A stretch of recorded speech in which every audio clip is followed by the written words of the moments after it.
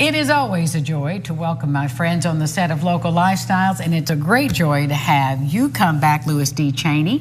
It's good to see you. Thank you so much for having me back. It is always a joy to see you as well. I am looking forward to this, and I know our audience has too, because they've been missing you. So welcome back. That's nice to know. It's awesome to know that I'm missed by somebody. If I try that at home, it doesn't work.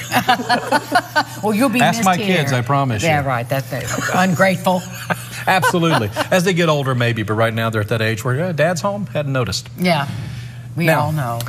We know a lot of people like to read books. Yes, I do. I like to read people. I like to read minds. And I've learned something about people and their minds.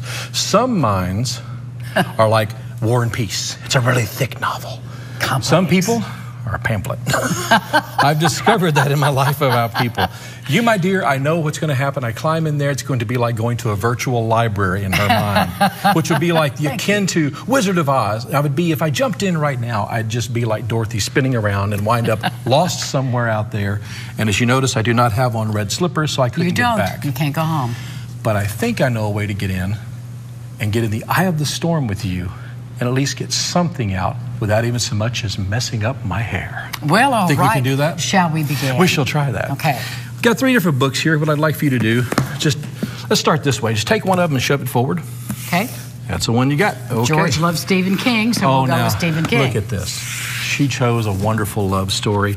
The Girl Who Loved Tom Gordon. It's a love story. Yeah, love story, nothing. It's Stephen King. Come on. The first sentence of this book said, the world had teeth and could bite you with them anytime it wanted to. That's Stephen King.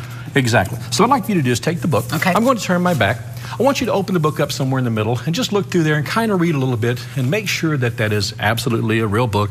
All the words are different. It's not the same page repeated over anything like that. I see. Got it? Got it. Thumb through there and find you a couple of pages you just like. Just find a couple of random pages. Okay. And then I want you to find a word, but I don't want you to pick a small word. You know, I'm not worried about the A's, the ands, the these, the buts, the boats, houses, and things like that. Okay. I want you to find what my mama used to call a $5 word, all right? That's a word that's got a lot of syllables to it. It might not be a scholarly word, but it's a big word. How about that? That's what we're looking for. So you got one? Got one. Lock it in your head and close the book up and set it down. Now, this book is about 250, 300 pages, all right?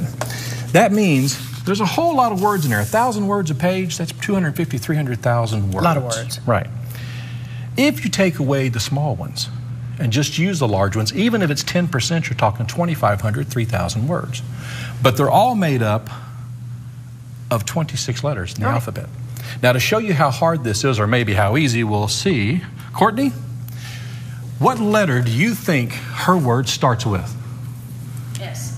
S. Camera operator back here, Courtney, says S. Is that correct? That is not correct, but I love you anyway, Courtney. Look, you see what I mean, how hard this is, Courtney? It's not exactly an easy thing. Even the 26 letters, finding the one. What is your letter, by the way? J. A J. Here's what I'd like for you to do. I want you to focus. I'm going to start with a J right here. That may be a challenge, but I'll We'll go right here with J. Now, there's a lot of words still that could start with J. For instance, the first word that comes to mind to me was a jack-o'-lantern. Now, that's not your word, right? It's not. See, I'm a big Halloween nut, so that explains why I'm like that. But I want you to concentrate not just on the word. I want you to put it into your virtual environment in your head so you can picture it, you can hear it, you can smell it, taste it, whatever it is the word is, think of it that way. Now, you've got a lot going on in there. I'm trying to picture this is one of those things where you might be asleep maybe. This is something that would jerk you out of your sleep, am I correct? It certainly would. This is something that is very loud and very noisy. It is. I thought, for the first time, would you tell everybody the word that you're thinking of? It's jackhammer. And I climbed in without even messing up That is not even possible. That's ridiculous. Without even so much as messing up my hair, it's like Steve McGarren. If you remember, it's all shellacked in place. I didn't even mess up my hair. Check him out at Tironi's. Check him out at Tironi's. Yes. The road is torn up over there by the Tironi's on... Tironi's on Main Street has construction going on. Don't let that throw you off. Come on around. Anyway. We're still open. Also, as of this week, I'll also be at Tironi's in Newburgh starting Saturday night from 6 to 9. Friday on Main Street, 6 to 9 Tironi's. Come out and see me and check out my website, LouisBlewMyMind.com. Thank you so much. My mind is completely blown. We'll be back with more Lifestyles.